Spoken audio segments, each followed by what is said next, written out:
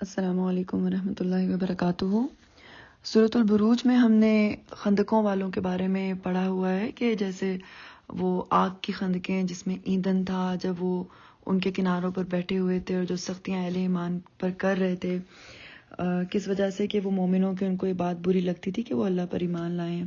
تو ان آیات کے ریفرنس میں جو حدیث ہے وہ مجھے ملی ہے اس میں ریاض الصالحین میں، اور تھوڑی لمبی حدیث ہے، بڑی انٹرسٹنگ ہے، تو میں نے سوچا کہ میں آپ لوگ سے شیئر کروں تاکہ آپ لوگ اپنے بچوں کو یہ سٹوری سنائیں، کیونکہ یہ جو کہانیاں ہوتی ہیں یہ سچی کہانی ہے اور اس کا تو قرآن میں بھی تذکرہ ہے، تو یہ بہت امپورٹنٹ ایک سٹوری ہے۔ حضرت صہیب رضی اللہ تعالیٰ عنہ سے روایت ہے، اور حضرت صہیب رضی اللہ تعالیٰ عنہ کے بارے میں بھی تھوڑا سا میں آپ کو بتاؤں کہ وہ ان کا نام حضرت صہیب بن سنان ابو یحییٰ رضی اللہ تعالیٰ عنہ تھا، اور ابو یحییٰ ان کی کنیت ہے۔ اصل میں تو وہ عرب تھے، اور لیکن ان کو رومنز نے جو بچپن میں قید کر لیا تھا اور وہاں پر پلے بڑے تو اس وجہ سے رومی کہلائے۔ ایک روایت میں کہ جب یہ بڑے ہوئے تو بھاگ کر وہاں سے مدینہ آ گئے۔ ایک قول ہے کہ بنو کلب نے ان کو رومن سے خرید لیا تھا، رومیوں سے، اور مکہ میں لا کر عبداللہ بن جدعان کے ہاتھوں فروخت کر دیا تھا۔ تو مشہور صحابی ہیں، قدیم الاسلام ہے، اللہ کی راہ میں بہت تکالیف برداشت کی، نبی صلی اللہ علیہ وسلم کے ساتھ تمام غزوات میں شریک ہوئے، تو ان سے یہ حدیث جو ہے وہ روایت ہے۔ حضرت صہیب رضی اللہ تعالیٰ عنہ سے روایت ہے کہ رسول صلی اللہ علیہ وسلم نے فرمایا، تم سے پہلے لوگوں میں ایک بادشاہ تھا اور اس کا ایک مشیر، ایک جادوگر تھا۔ جب جادوگر بوڑھا ہو گیا تو اس نے بادشاہ سے کہا، بے شک اب میں بوڑھا ہو گیا ہوں، ایک لڑکا میرے سپرد کر دو تاکہ میں اسے یہ جادو کا علم سکھا دوں۔ چنانچہ بادشاہ نے ایک لڑکا اس کی طرف بھیجنا شروع کر دیا جس کو وہ جادو سکھاتا تھا۔ تو اس کے راستے میں ایک پادری کا بھی ٹھکانہ تھا۔ اب یہ یاد رکھنا ہے کہ اس زمانے کا جو یہ پادری ہے یہ اس زمانے کا مسلم تھا، یعنی کہ راہب جو دین کی تعلیم دینے والا یا جو دینی رہنما جو ہوتے ہیں۔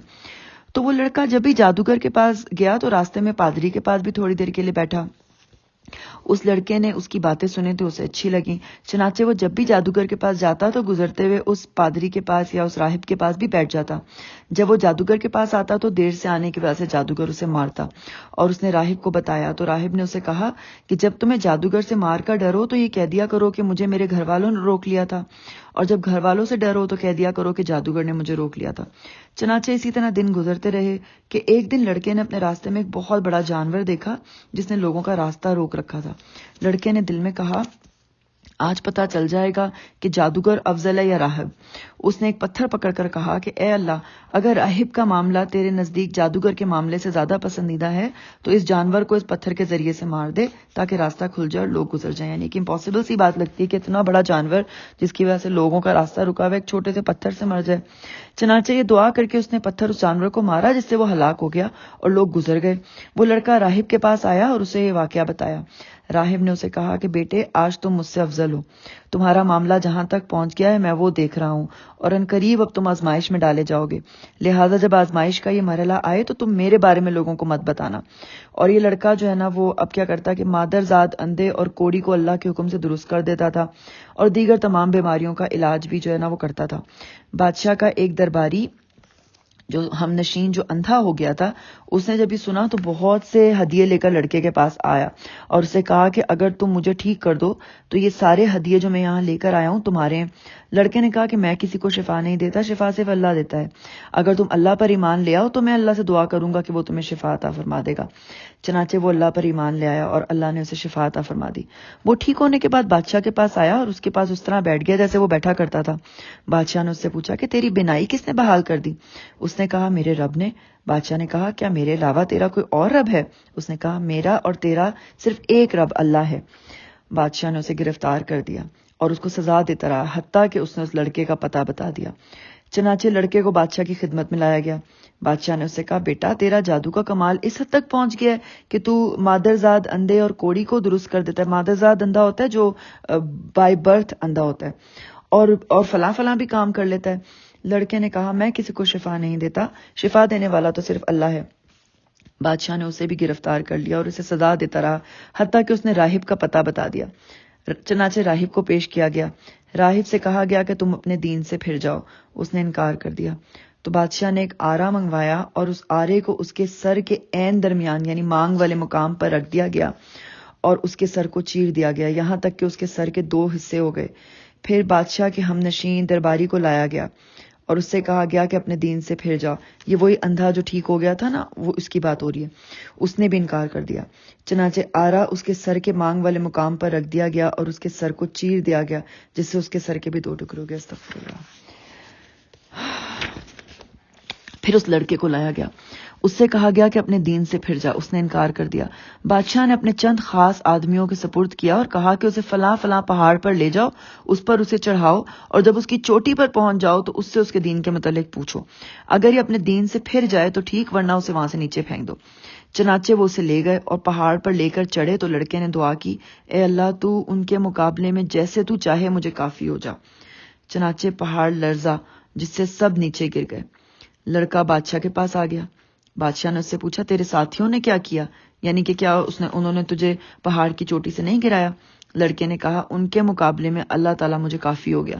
بادشاہ نے اسے پھر اپنے چند خاص آدمیوں کے ساتھ سپرد کیا اور ان سے کہا، اسے لے جاؤ اور کشتی میں سوار کرو اور سمندر کے درمیان لے جا کر اس سے پوچھو، اگر یہ اپنے دین سے پھر جائے تو ٹھیک، ورنہ اسے سمندر میں پھینک دو. یعنی بادشاہ کچھ نہ اس کے ایسا پڑھ کے مجھے فیل ہو رہا ہے کہ ایک ایگزامپل سیٹ کرنا چاہ رہا تھا، تاکہ کیونکہ وہ لڑکا مشہور ہو گیا تھا بہت زیادہ.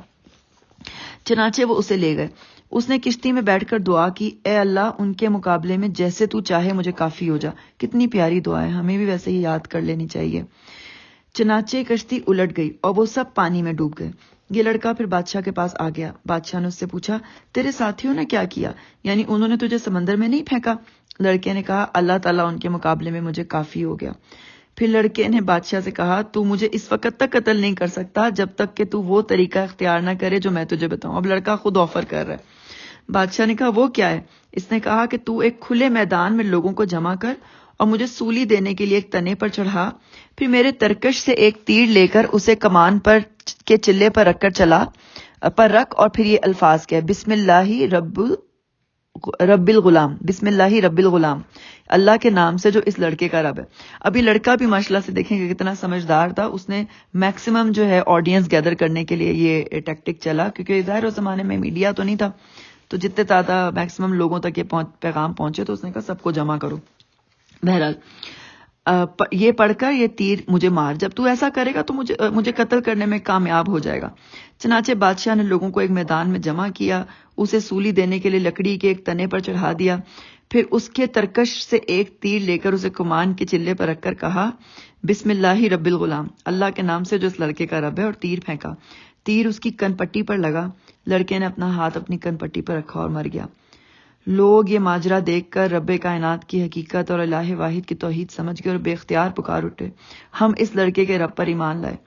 لوگوں نے بادشاہ سے کہا، آپ جس چیز سے ڈرتے تھے اللہ کی قسم وہی ہوا ہے، اور آپ کا خطرہ سامنے آ گیا.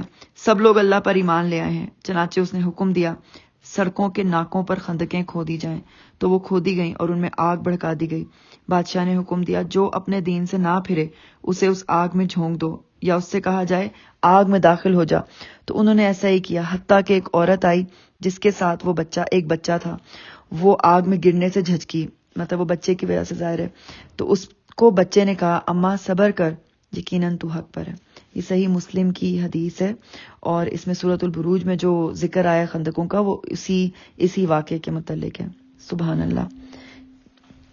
اسی سے مجھے یاد آ رہا ہے کہ جیسے موسیٰ علیہ السلام کو بھی جب جادوگروں سے مقابلہ کرنے کا کہا گیا تھا تو انہوں نے فرعون سے کہا تھا کہ سب لوگوں کو میدان میں دن کے ٹائم پہ جمع کرو تاکہ میکسیمم لوگوں تک یہ پیغام پہنچے. تو یہ کتنا پیارا ایک سنت اور ایک طریقہ ہے کہ جب آپ حق پر ہوتے ہیں، آپ صحیح ہوتے ہیں، آپ کو ڈر کوئی نہیں ہوتا اور آپ چاہتے ہیں کہ آپ کی بات زیادہ سے زیادہ لوگوں تک پہنچے، تو آپ گیدرنگ کو جمع کرنے سے نہیں ڈرتے. سبحان اللہ. یہ سٹوری ضرور اپنے بچوں سے شیئر کریں، مجھے یہ بہت اچھی لگتی ہے. میں اسکول میں بھی جب مجھے سبسٹیوشن کا پیریڈ ملتا ہے تو میں کوشش ہوتی ہے کہ یہ سٹوری بچوں کو ضرور سناؤں.